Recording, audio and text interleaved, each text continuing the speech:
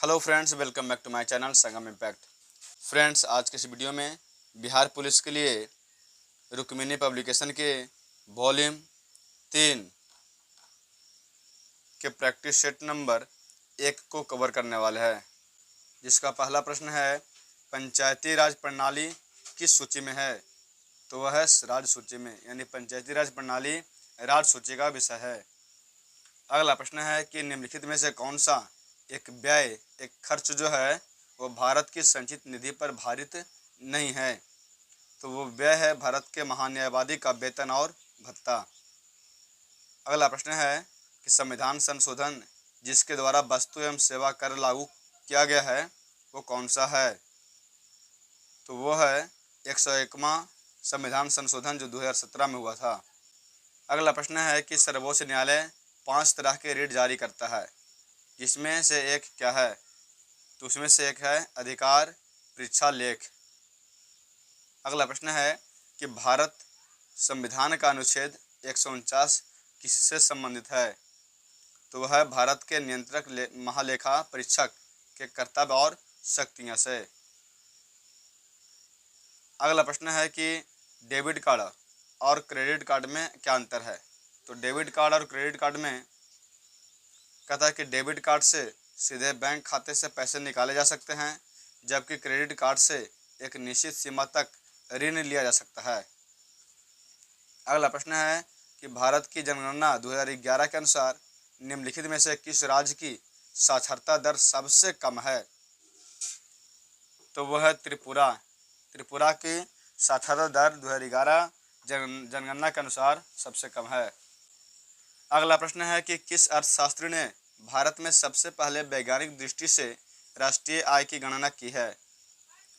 तो वह है BKR बी राव। अगला प्रश्न है कि भारत की जनगणना 2011 के अनुसार किस राज्य या केंद्र शासित प्रदेश में लिंगानुपात सबसे कम है। तो वह राज्य है दमन एवं दीव। अगला प्रश्न है कि निम्नलिखित में से किस आंदोलन की शुरुआत बंगाल में हुई थी। तो रामकृष्ण मिशन की शुरुआत बंगाल में हुई थी। अगला प्रश्न है कि पाटलिपुत्र को किस मगध शासक ने बसाया था। तो पाटलिपुत्र को उदयन ने बसाया था। अगला प्रश्न है कि आधुनिक भारत के इतिहास में सहायक संधि की शुरुआत किसने की थी। तो सहायक संधि की शुरुआत जो है वह लॉर्ड ब्लेजली ने किया था। अगला प्रश्न है कि सप्तवर्षीय युद्ध किन दो देशों के बीच हुआ था। तो सप्तवर्षीय युद्ध जो है वो इंग्लैंड एवं फ्रांस के बीच हुआ था। अगला प्रश्न है कि भारत का प्रथम समाचार पत्र कौन सा था। तो वो था बंगाल गजेट। अगला प्रश्न है अभिज्ञान शकुंतलम की रचना किसने की, यानी किसकी रचना है अभिज्ञान शकुंतलम। तो वह है कालिदास की।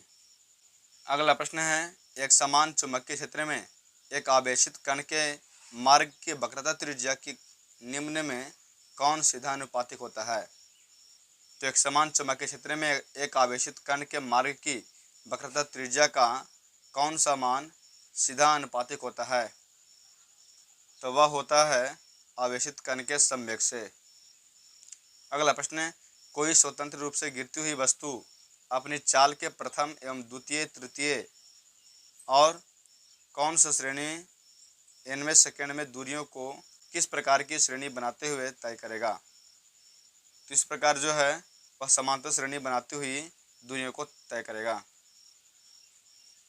अगला प्रश्न कहता है कि 4 ओम संयुक्त प्रतिरोध पाने के लिए निम्नलिखित में से किस एक प्रतिरोध को 12 ओम प्रतिरोध के समांतर में रखा जाएगा। तो रखा जाएगा 6 ओम के समांतर में। अगला प्रश्न है साधारण दोलक की आवृत्ति f हर्ट्ज है, 2 मिनट में लोलक दोलन कितना करेगा। तो 2 मिनट में 120 f बार दोलन करेगा। अगला प्रश्न कहता है कि एक समान वृत्तीय गति करने वाले किसी कण के लिए निम्न में से अशुद्ध कथन का चुनाव कीजिए। तो वो कथन है कि त्वरण का परिणाम नियत नहीं रहता है, यह कथन गलत है। अगला प्रश्न है कि f और 2F के बीच रखी वस्तु का उत्तल लेंस द्वारा बना प्रतिबिंब क्या होता है? तो अगर किसी उत्तल लेंस में किसी वस्तु को F और 2F के बीच रखेंगे तो उसका प्रतिबिंब जो है वो वास्तविक एवं उल्टा बनेगा। अगला प्रश्न है, निम्नलिखित में से कौन से बिंदु हमेशा उत्तल लेंस के मुख्य अक्ष पर स्थित होते हैं? तो प्रकाशिक केंद्र ये हमेशा लेंस के मुख्य अक्ष पर स्थित होता है। अगला प्रश्न है कि फ्यूज तार से संबंधित निम्न कथनों पर विचार कीजिए। कथन 1 कहता है कि यह उपकरण के साथ श्रेणी क्रम में संयोजित होता है, और कथन 2 कहता है कि यह निम्न गलनांक वाले पदार्थ से बना होता है। इस प्रकार कथन 1 और कथन 2 दोनों सही है, तो इसका सही आंसर ऑप्शन बी हो जाएगा।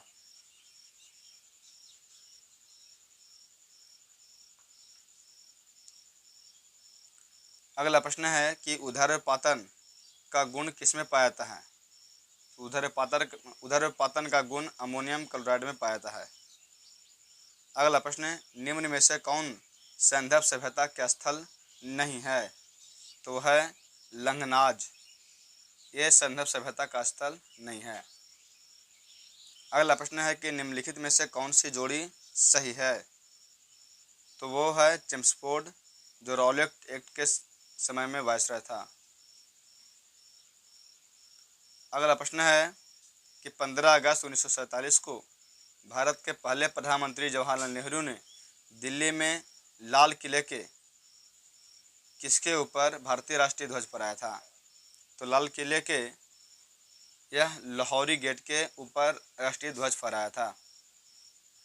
अगला प्रश्न है कि भारत की सबसे तेज गति से चलने वाली ट्रेनों में से एक गतिमान एक्सप्रेस किस वर्ष चलाई गई है? तो गतिमान एक्सप्रेस 2016 में चलाई गई थी। अगला प्रश्न है कि लोकसभा के प्रथम अध्यक्ष कौन थे? तो वो थे जीबी मावलंकर। अगला प्रश्न है कि भारत में लोकसभा के लिए पहला आम चुनाव कब हुआ था? तो लोकसभा के लिए पहला आम चुनाव 1951 से 52 में हुआ था। अगला प्रश्न है, राष्ट्रीय आपातकाल की घोषणा का आधार क्या है? तो उसका आधार है युद्ध या फिर महाआक्रमण या फिर सशस्त्र विद्रोह। इन सभी कारणों से राष्ट्रीय आपातकाल की घोषणा हो सकती है। इस प्रकार इसका सही आंसर ऑप्शन डी हो जाएगा। अगला प्रश्न है कि संपत्ति के अधिकार को मौलिक अधिकारों की सूची से कब हटाया गया? तो उसको हटा दिया गया 1978 ईस्वी में। अगला प्रश्न है कि राज्य और केंद्र के बीच सत्ता विभाजन के लिए किस संविधान की सूची नहीं है? तो प्रवर्ती संविधान की सूची नहीं है। अगला प्रश्न है कि गरीबी के माप की कौन सी सामान्य विधि प्रयोग में लाई जाती है? तो गरीबी के माप के लिए आय एवं व्यय दोनों की विधियां लाई जाती है। अगला प्रश्न है कि अर्थव्यवस्था में व्यावसायिक बैंकों की मुख्य भूमिका क्या है? तो उसकी भूमिका है कि आर्थिक वृद्धि और विकास को बढ़ावा देना। अगला प्रश्न है कि बचत खाते का उद्देश्य क्या है? तो उसका उद्देश्य है जमा पर ब्याज अर्जित करना। अगला प्रश्न है कि निम्नलिखित स्थानों को उद्योगों से मिलाइए तथा नीचे दिए गए कूट की सहायता से सही उत्तर का चयन कीजिए। तो बंगलुरु जो है वह वायुयान उद्योग से संबंधित है। कोरबा जो है वो एल्युमिनियम उद्योग से संबंधित है। जमशेदपुर जो है वो लौह इस्पात से संबंधित है। और मलाजखंड जो है वह तांबा उद्योग से संबंधित है। इस प्रकार इसका सही आंसर ऑप्शन डी हो जाएगा। अगला प्रश्न है कि निम्न में किसमें प्रत्येक कार्बन परमाणु 4 अन्य कार्बन परमाणुओं से सीधे बंधे होते हैं जो एक दृढ़ त्रिआयामी संरचना का निर्माण करते हैं? तो वह है डायमंड। अगला प्रश्न है किसको छोड़कर निम्नलिखित सभी संघनन बहुलक है? तो पॉलीकार्बोनेट को छोड़कर बाकी सभी जो है वह संघनन बहुलक है। अगला प्रश्न है कि उप संयोजकता में निम्न में क्या होता है? तो उप संयोजकता में एक कार्बन परमाणु के इलेक्ट्रॉनों को 2 परमाणुओं के मध्य साझेदारी होती है। अगला प्रश्न है कि मैग्नीज का अयस्क कौन है? तो उसका अयस्क है पायरोल्यूसाइड। अगला प्रश्न है कि नीचे दिए गए कथनों पर विचार कीजिए और सही उत्तर का चयन कीजिए। कथन 1 में कहता है कि अधिकांश कार्बन यौगिक विद्युत के सुचालक होते हैं। और कथन 2 कहता है कि कार्बन यौगिकों के अणुओं के बीच आकर्षण बल अधिक प्रबल नहीं होता है। तो इस प्रकार इसका सही आंसर ऑप्शन बी हो जाएगा कि केवल कथन 2 सही है, कथन 1 जो है वो गलत है। अगला प्रश्न कहता है कि द्विविस्थापन अभिक्रियाओं के बारे में निम्नलिखित में से कौन सा कथन सही है। तो द्विविस्थापन अभिक्रियाओं के बारे में दो अभिकारकों के बीच आयनों का विनिमय जो है यह सही है। अगला प्रश्न है कि विभिन्न प्रकार के अस्थायी ऊतकों के निर्माण के लिए किस ऊतक की कोशिकाओं को अलग किया जाता है। तो वह है मेरिस्टेमेटिक ऊतक को। अगला प्रश्न है कि कर्क रेखा भारत में कुल कितने राज्यों से होकर गुजरता है। तो 8 राज्यों से गुजरता है।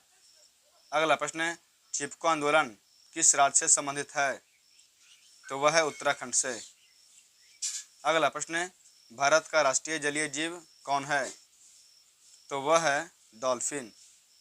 अगला प्रश्न है कि म्यांमार के साथ भारत के किन राज्यों की सीमाएं मिलती है।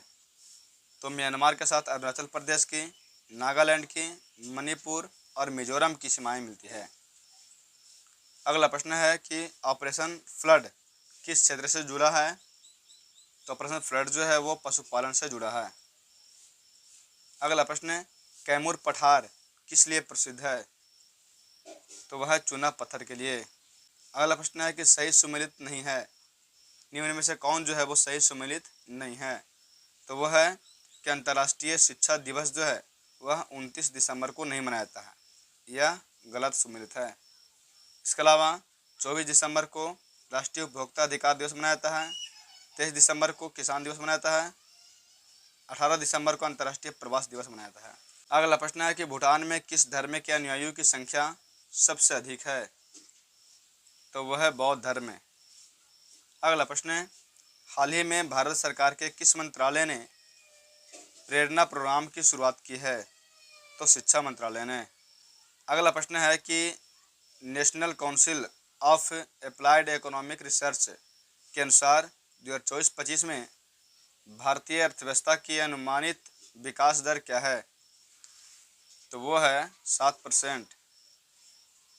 अगला प्रश्न है कि जागरेब ओपन एकल 2024 कुश्ती टूर्नामेंट में 57 किलोग्राम वर्ग में किस भारतीय ने स्वर्ण पदक जीता है। तो वो जीता है अमन सहरावत ने। अगला प्रश्न है कि विश्व आर्थिक मंच ने हाल ही में किसके यात्रा और पर्यटन विकास सूचकांक 2024 की रैंकिंग जारी की है, जिसमें भारत को कौन सा स्थान दिया गया है।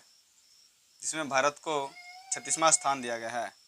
अगला प्रश्न है कि हाल ही में किसे Nelson Mandela life time achievement पुरस्कार मिला है। तो वो मिला है विनोद गन्नात्रा को। अगला प्रश्न है कि मानव रक्त में सबसे बड़ी कणिकाएं कौन सी है। तो मानव रक्त में सबसे बड़ी कणिका जो है वो है श्वेत कोशिकाएं। अगला प्रश्न है कि निम्नलिखित में से कौन से पौधे थैलोफाइटा समूह से संबंधित नहीं है। तो है मार्सिलिया पौधा। अगला प्रश्न है महाधमनी निम्न में से किस शीर्ष पर शुरू होती है। तो महाधमनी जो है वह बायां आलिंद से शुरू होती है। अगला प्रश्न है 1943 में विटामिन के आविष्कार के लिए किसको नोबेल पुरस्कार दिया गया है। तो दिया गया है डोजी पंडडैम को। अगला प्रश्न है कि जंतु कोशिका में क्या नहीं पाया जाता है।